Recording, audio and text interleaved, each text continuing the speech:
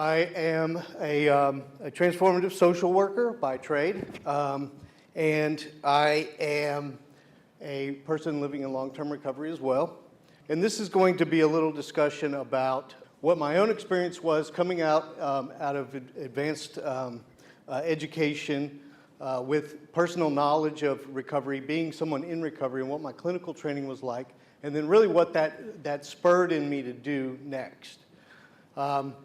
So my hope is to provide you with the raw elements and guidance and resources needed to see recovery in a new way, okay?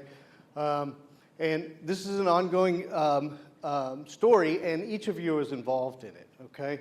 This is also a fusion of my own experience, my own scientific knowledge, and my own clinical practice, okay? And I use memes. The other aspect of it is that it is a complex problem. And so for every complex problem, it's been said that there is one simple solution, and it's universally wrong. So the answer to the complexity of addiction is an equally complex answer. So these are some of the objectives. I'm going to talk about what role the Collegiate Recovery program in which I work in has played in developing recovery science, and what my vision for collegiate recovery and recovery science is. We're going to discuss the evolution of recovery science, and we're going to discuss emerging theories and definitions, and we're going to discuss the future direction of recovery science as a whole.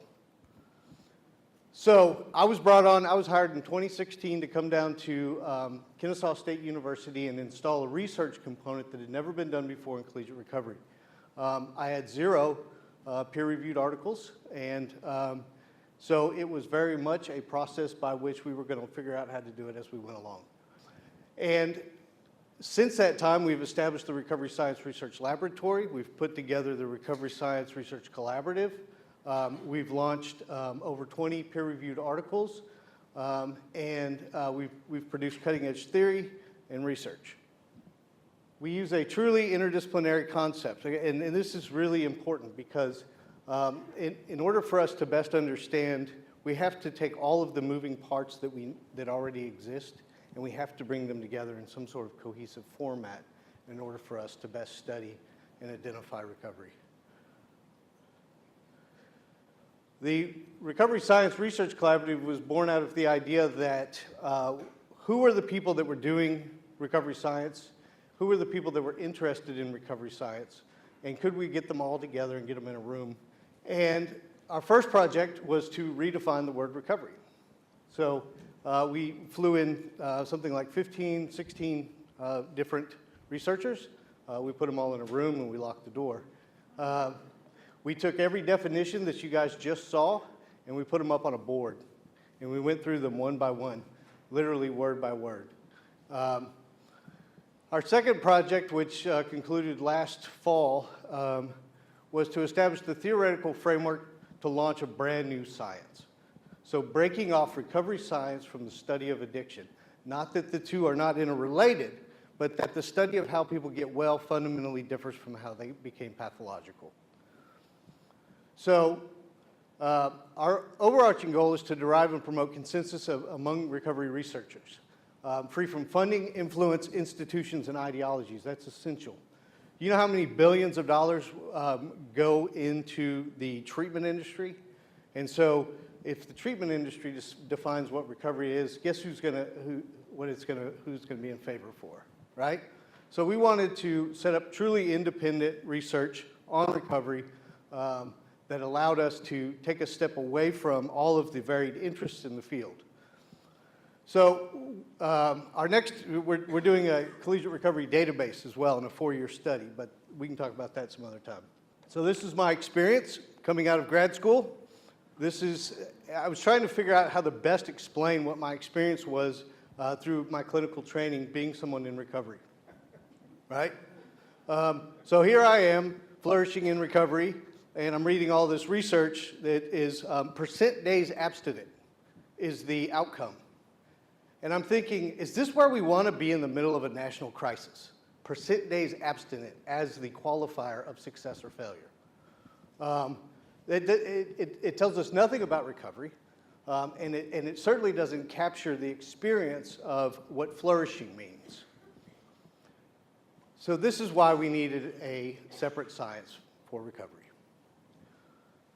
So I'm going to give you some thick theoretical stuff that's going to be a little bit hard to hold.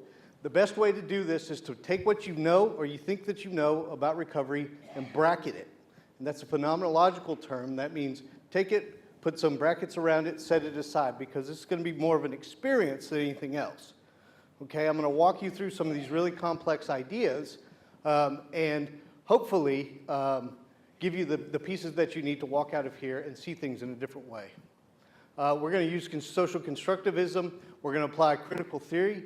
We're going to talk about lived experience, and we're going to look at the existing theory and research that was already out there when I came into this field. So, issues within the science. There was a lack of long-term studies. Valiant had done like a long-term 50-year study. Few studies went beyond a year, even fewer went beyond 5 years, and then even fewer went beyond that. There was a lack of strength-based measures, right? So what do we measure? The lack of pathology. Well, that doesn't tell us anything really about wellness. Over-reliance on addiction science and symptom reduction, right? So how do we know if we were effective? Well, because they have less symptoms than they had before. Okay, well, that's cool and all, and it's useful, but it doesn't tell us a lot. Over-reliance on the use-non-use paradigm as the sole benchmark of success. It was exactly 10 years from the time that I walked into my first 12-step meeting to the first sober breath I took. 10 years, in and out. So if you were measuring that, it would have been a big failure, right? Come back in 10 years, we'll talk. There would have been no way to capture what my experience was, but I learned it piece by piece by piece by piece until I reached some sort of critical mass that really set off the entire process. The other discussion is going to be about how evidence is socially constructed and by whom. So, who has the authority to say what is? This is where we get our sense of expertise from. And I'm going to introduce you to some ideas from Michel Foucault, who was a postmodern philosopher who talked about two things in particular, biopolitics and biopower. Biopolitics is the administration of biopower, right? And biopolitics basically says that expertise knowledge has the authority to define or say that something is what it is, right? And then what do we do as a society? We take that and we go, ooh, the experts said that, so that means that I will internalize this into my body, into my person, into my sense of self, right? We do this all the time. Think about body image, right? Think about medical expertise, right? How do we know that something's pathological? You can't even have addiction if you don't have a society that values sobriety, okay? It's not a pathology under those contexts. So the result is that we internalize this scientific knowledge into our concepts of ourselves, our bodies, and our behaviors. So we say, I am pathological because some expert somewhere said that this was true and society agreed. So now I am a pathological person. This knowledge is dispensed by authorities, intersubjectively adopted by society, and it subjugates the individual, right? This is social control, 101, right? What is this, and how do you know?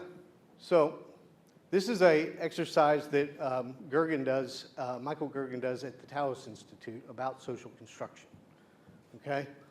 So what is this?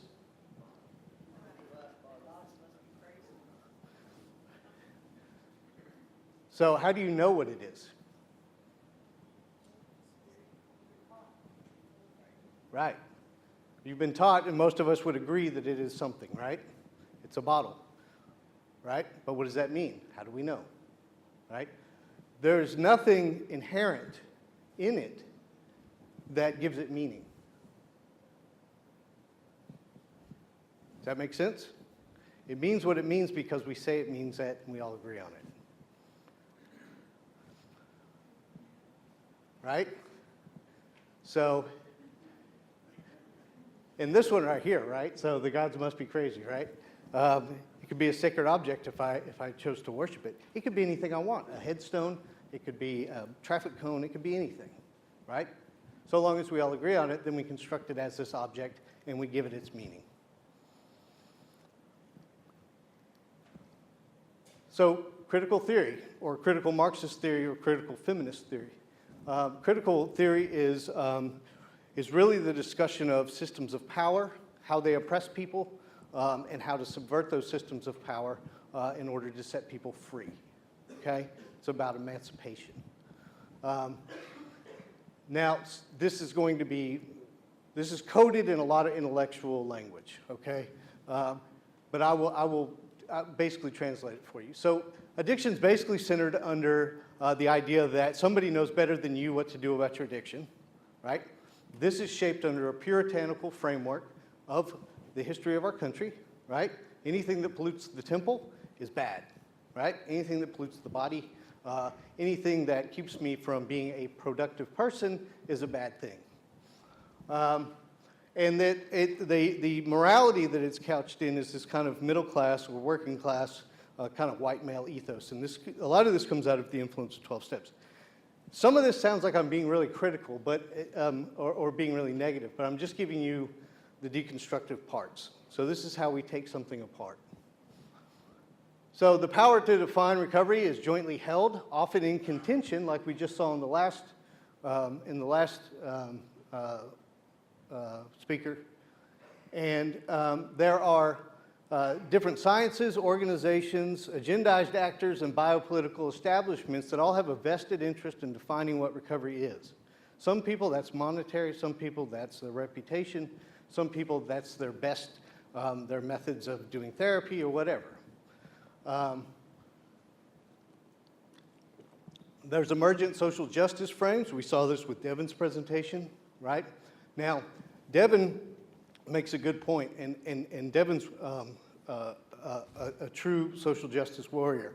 But what we see when we look on social media and stuff is this kind of faux social justice kind of emergence, which is really a performative act of social justice that's more symbolic than anything else. It's really problematic. So deconstruction and dialectical assay was revealing a deep medical economic entrenchment due to the white opioid death. You know what this means? Since white people in the suburbs were dying, all of a sudden we had to bust out the expertise, the white coats, right, and offer up our insurance card to do something, right? People have been dying from addiction for a long time, okay? And then all of a sudden we have to figure out, we have to stop it. Well, why? Because the victims were different. So there's many actors clamoring even now for the authority over the field. This has done little to curb the gross volume of death, violence, and misery than suffering that addiction has caused in society. Think about how much have we moved the needle? I mean, let's be honest. How much have we moved the needle? None. In fact, it's gotten worse. So all the energy, all the effort, all the science, everything we've done, and we've done nothing.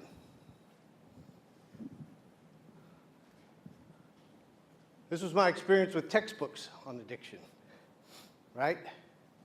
So I would read a textbook, and it would teach me about some method or some theory or some aspect of it. And it was all couched in this reduced symptoms as the indicator of success or health. And you run into this with medical doctors a lot too. So they're like, oh, well, we reduced cravings. Is this recovery? It's like, well, it's an important part of it, but it's only a part of it. And that's a very difficult conversation to have with somebody who's entrenched in whatever their expertise is. Lived experience. I personally believe that the lived experience of recovery, the subjective experience of recovery, can be the thing that bridges the gap between all of the different silos of knowledge that we have around this. Okay? It can be the thread that unites the field. What was missing from much of the research was any credible insider knowledge. So I would read this stuff and I'd go, well, a PhD with no experience wrote this based on theory that some other guy with a PhD with no experience came up with. Some of it's pretty good, okay? And some of it gets pretty close. But none of it captured the experience. Every theory or idea had parts that echoed my experience and that of my associates, right? So people that I knew in recovery, and all styles of recovery.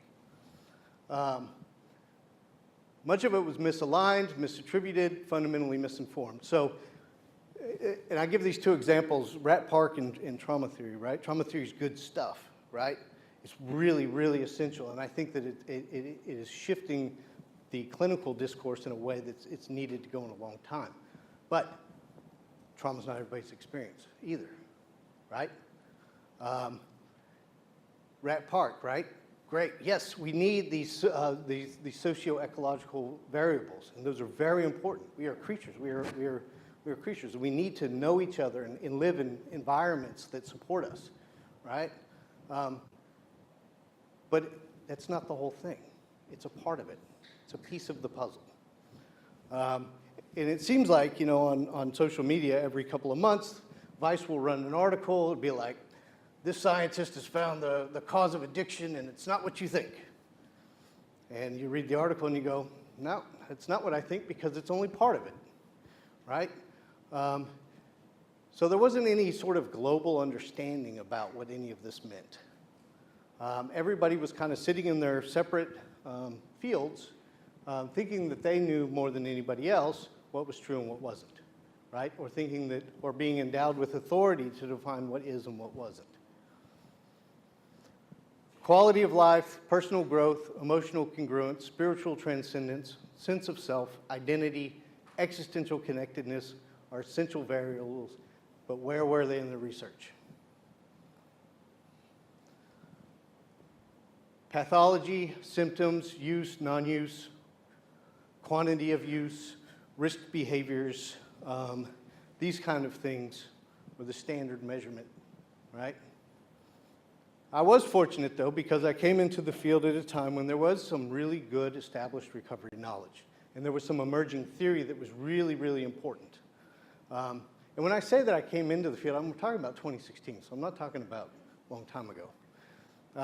There was a pronounced bulk of research on 12 steps. In fact, I hear this all the time. It drives me nuts. People say, well, 12 steps is not evidence-based. Okay.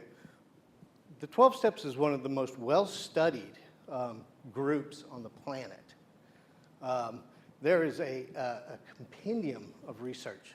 I just read a 450-page book on 12-step groups, on the research of 12-step groups. There's emerging research from PHPs and long-term continuum, so what doctors and pilots get, right? Lo and behold, when someone gets 5 years of step-down care that is cognizant of what those people need in particular, and they are held accountable and well-supported through this system, most of them recover. And most of them recover for the long term. Imagine that. How come we don't give someone who's homeless the same care that we give a doctor? I mean, I don't understand this, right? We talk about addiction as if it's this really complicated thing that we just can never solve. But yet we have these pockets where people do really, really well. Why is that not the standard? The things that hold it back are really what the problems are, right? The idea that a doctor warrants more care than an individual on the street. That's a fundamental problem. The fact that we should spend money on a doctor but not on a homeless person, that's a fundamental problem. No wonder we have the issues that we have today. So there was emerging research in collegiate recovery programs, and I wrote a paper on this actually. I looked at the history of collegiate recovery students and the trajectories that doctors and pilots were on, and I found that there was a lot of overlap. And consequently, you break through this threshold of the 15% barrier, right? So you have this 85% or 85% success rate, right? So there were more holistic trends. There was increasing technology. And then there were some metrics and theories, and these are the real important ones right here. So there was recovery capital theory, which is, comes out of social capital, right? And it's been perfected by people like William White, John Kelly, and others. Recovery-oriented systems of care, right? And social identity models of recovery. So this comes out of Dr. Best's work, okay? And there were highly adaptable related theories of identity, self-esteem, self-efficacy, spiritual, and developmental psychology. That stuff exists out there. So I didn't have to go and make it up. There was stuff out there, it just wasn't being used in this area. Discourse. Discourse is the way that we socially construct and talk about anything, right? It is also a political act. It's an act of power. So discourse controls definitions. Definitions influence the way that the methodologies by which you consider something or study it. So in order for us to do this, we really had to look at, now that I've given you some of these pieces, right? Giving you some theory and giving you some ideas, and we've taken a couple of things apart. Where do we start? Well, we start with discourse, right? So we had to start looking at the language of which the stuff is made out of. So defining the word recovery would open up new opportunities to allow research and data to further solidify the meaning, right? So let's expand it, and let's leave it as a somewhat open question so that moving forward, researchers can help us to define it as it moves forward, so it's a working definition, right? And let's let the data tell us what it is, instead of ideologies or various interests, right? Let's let the lived experience tell us what it is. We examined the impact of words and labels used by individuals in recovery to describe themselves and their experiences. We examined the role of stigma and bias. We did half a dozen papers on language, just language alone. Capturing qualitative elements of meaning using grounded theory, methodologies, thematic analysis, and Delphi method. We can talk about that later at some point if you're interested in how we did it. Language was a big part of it, though, because we had to get down to what the coding of the matrix was, right? So what's the sequence of coding of the matrix around recovery? How is it described? What is it? What is the implicit meaning? All of that. So this is the Recovery Science Research Collaborative's definition of recovery. This little ... There were 15 authors on this paper. So it's an individualized, intentional, dynamic, and relational process that involves sustained efforts to improve wellness. Now, this is for research purposes, although it can be used however you want to. But this is for you. I mean, we didn't do this for ourselves. This is for the field, right? So what does this definition do? It decouples recovery and the use-non-use paradigm, which has been holding us back for a long time, right? If I define success or failure based on use or non-use, then I'm missing the entirety of recovery. Now, for some people, use or non-use may be a factor that has to be involved to unlock their experience in recovery. For others, that may not be true. Here's an idea. We don't know.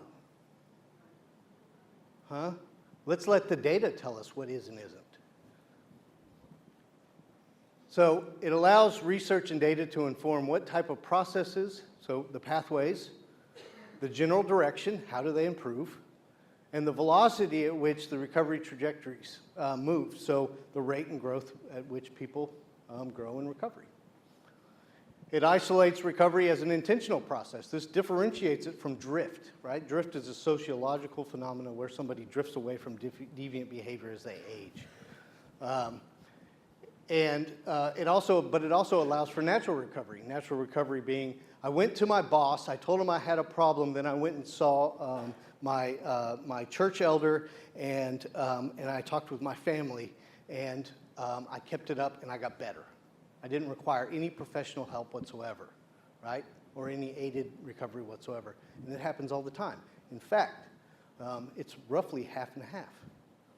So there are millions of people that get better without any intervention whatsoever. I should say formal, or even informal. And it offers agreed upon working definition for researchers to use. So it also places recovery as a set of processes rather than an outcome. Recovery is more than an outcome. You could have asked anybody in recovery long ago, and they would have told you that, because what would happen is you'd have an addiction scientist would do something, and they'd say, well, here's the intervention. Well, did they stay sober, right? Or did they get into recovery? This is an outcome, right? It was the end stage of a process. Well, that's not what it's like. What it's like is your life starts with recovery, and then it begins to grow and take off in all sorts of different ways. So it's far more than an outcome. Recovery is relational. So the main body of evidence exists upon this stage. And I will explain this to you. When someone is pathological, their relationship to things in the world, including themselves and others, it deteriorates, corrodes, and isolates them. When they come into recovery, what happens is that their relationships in all areas of their life begin to improve. So their relationship with themselves, their relationship with other people, their relationships with institutions, ideas, right? My relationship to my bank account, my relationship to the sheriff's office, my relationship to my children, right? This is how I know that somebody is in recovery, because they are getting better in all of those areas. This is the main stage upon which it occurs. It includes holistic wellness improvement as the chief effort, right? So what's the goal? The goal is to holistically get better over time, right? Recovery flows and is ever changing. It's a dynamic process. The things that I know from my own experience is that the ways that I grow and change today are fundamentally different than the ways that I was growing and changing at year 1, year 2, year 3, right? Or whatever. So a lot's been said about language, and I won't go too far into this. Like I said, we have a half a dozen articles on this. But these were some of the things that we had to hold as we began to look at the discourse, right? So we had to hold these things all in equal space and give them all equal value, right? So who can use what labels, terms, and why? Medical professionals, right? What is the background research on what we see in the medical field? Certain populations reclaim pejorative language all the time as an act of self-empowerment, right? The political reestablishment, the freedom to self-identify. I am not anybody to tell anybody who should, what they should call themselves, right? I think people should have that freedom. Stigma deeply permeates the conception of recovery. This is clear in the science, the journalism, the policy, and the criminal justice. This is an absent but implicit thing, okay? And they talked about it with some of the images. It goes all the way to the images. The science itself, right? If I'm just saying, okay, well, days abstinent is the goal, then what have I done? I've disqualified you as a human being flourishing post a pathological state, right? That is implicit bias. That's me saying, well, if I can get you sober, then we're good, right? Instead of saying, if I can get you to self-actualize, then that's success. And then how to counteract stigma and stuff while empowering individuals to claim their own truth. So this is an example. This is one of the first ones we did. It's a go-no-go association task. It measures the unconscious reaction to certain words paired with positive or negative terms.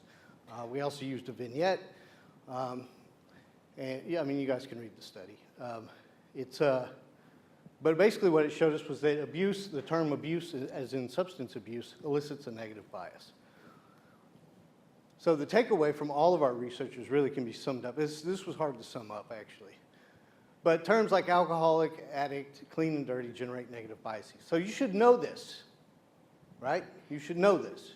This should be knowledge that you These are terms that should not be used by medical professionals, clinical specialists, journalists, and policymakers, right? So if I'm a journalist, I don't need to be stigmatizing the people that I'm talking about by using languages that I know creates negative biases. You, as an individual, can identify yourself however you want. It's best if you use more appropriate language, such as person with a substance use disorder or person in recovery, with the lay public. The one thing we do know is that there's a tremendous amount of misunderstanding in the world. And now, since we've done these papers, we know that there's stigma and bias that's tied up in some of this language. Within the 12-step communities, it's important to uphold the traditional values that create those communities, okay? We don't go into any community and start telling them what to do, right? That's been a fundamental problem in a lot of our society for a long time. And this includes self-identification. Many people that we found in one of our qualitative studies found that addict or alcoholic reflected a deep truth about themselves that could not be captured in other terms, okay? I'm not anybody to take that away from anybody.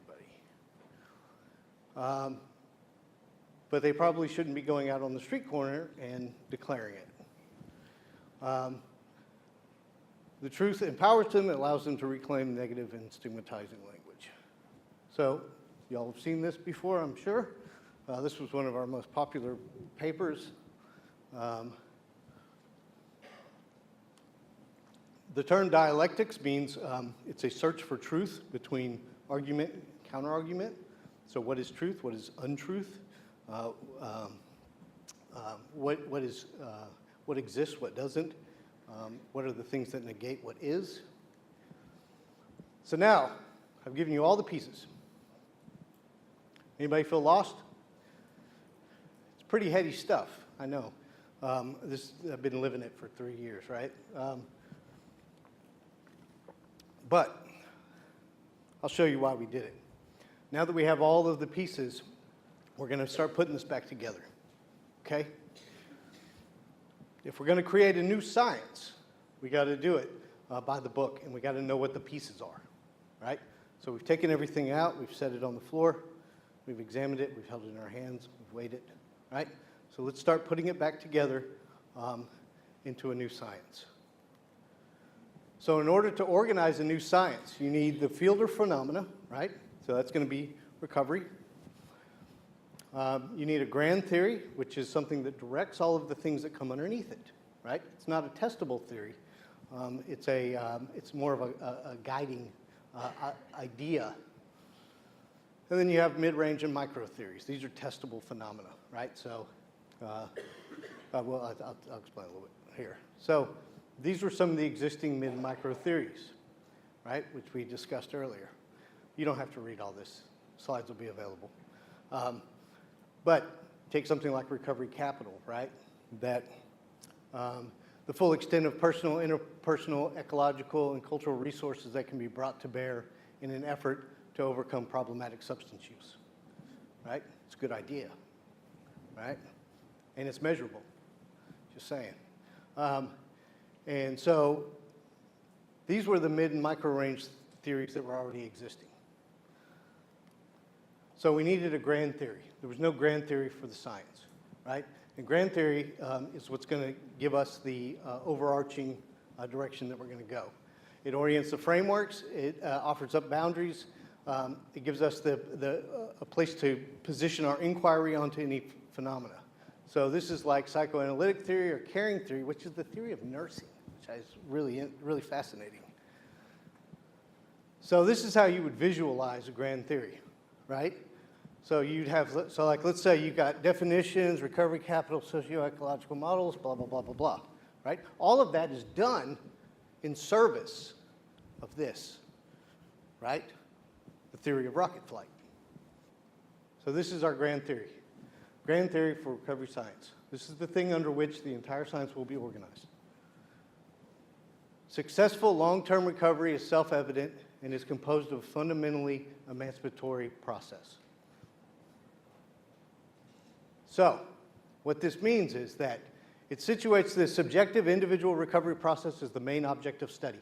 What are we looking at? we're looking at individual recovery growth for any one person, right? Recovery and related phenomena produce results that are altogether different from non-recovery or pathological states, right? This is the self-evident nature of it, right? The person who I was, borrowing from my own experience, living homeless on the street, smoking cocaine, is fundamentally different from the person I am today, okay? The distance between those two is a self-evident distance, okay? And it happened through a process over time.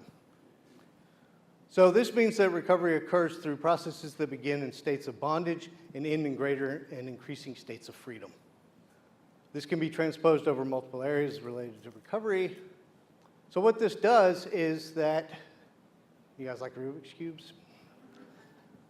This is one single algorithm, yes. It is one algorithm of how to translate this to that, right?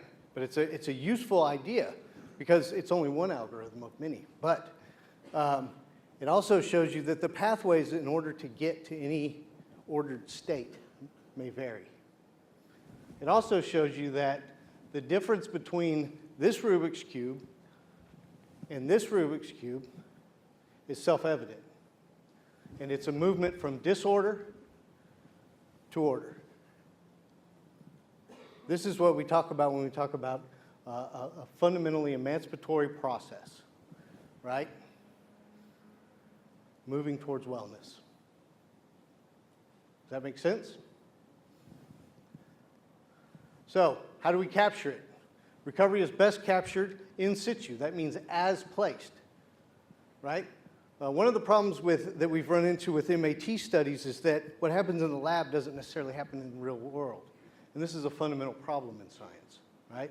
So when we look at recovery, probably the best way to look at it is to see where it occurs and under what conditions. Best way to capture it is by studying it as it occurs in the world and as it changes in the world.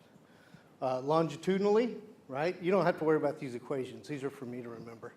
But like longitudinal. So the idea that my relationship with myself, my relationship with others, the ecological context under which I live, all measured over time. And if I was able to do that, then I would capture probably the most accurate picture of what recovery is. Through transformation. So what we see in recovery is that people will enact recovery long before they internalize it, right? So, but what happens is over that process, enacting recovery behaviors, they gradually internalize that until they become a person who is in recovery as an identity, right? This occurs over time. Relationally, people, ideas, institution, belief systems, and society. What are my relationships to these things? And how have they changed? This is another way we can measure it. You can also leverage this theory in various settings. You can leverage it into prevention, education, programming and practice. So, this is the takeaway. Emerging research, theory, and ideas were required to address the major issues in the science around recovery. Recovery experience was not central to the science, yet it is central to the recovery process, right? People in recovery don't care what scientists say. So how come the science doesn't match what the experience is? That was one of the fundamental problems. And then recovery requires its own science, as it is different, though related to addiction science. The tools to study addiction do not translate all that well to recovery.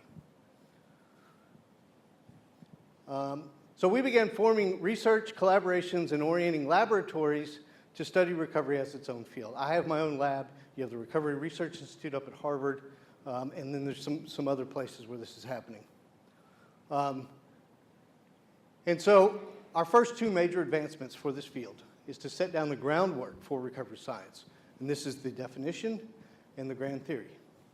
This should be enough of the raw pieces that we need in order to establish an entire science to study recovery. So future research should seek to aggregate recovery experience, right? So the capturing of qualitative information about what it's like to be in recovery. Because if we capture enough of it, guess what happens? We can set it all out, and we'll see a pattern.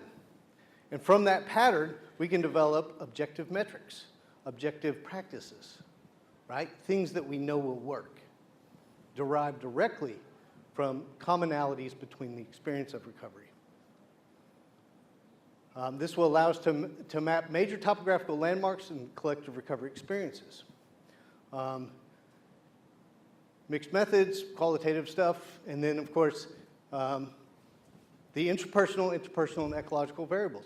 If you are looking at anything in your clients, in your people that you're working with, whatever, you should probably ask yourself, is there a way that I can look at least one of these variables or track some of this information? I'm also a managing editor for the Journal of Recovery Science. Okay, I'm one of the managing editors. My research partner, Robert Ashford, is the other. We have a stellar editorial team. We have William White, John Kelly, Brandon Bergman. We've got all those on our editorial board.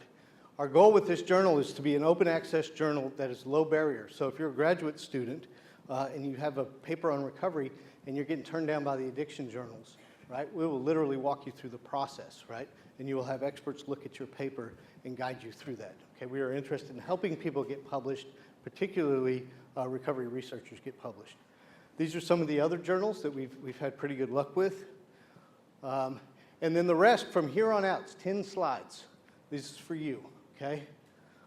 This is all the work we've done here, here, here. These are books I recommend. These are additional references. These are sites, blogs, and podcasts. So you got everything that you need.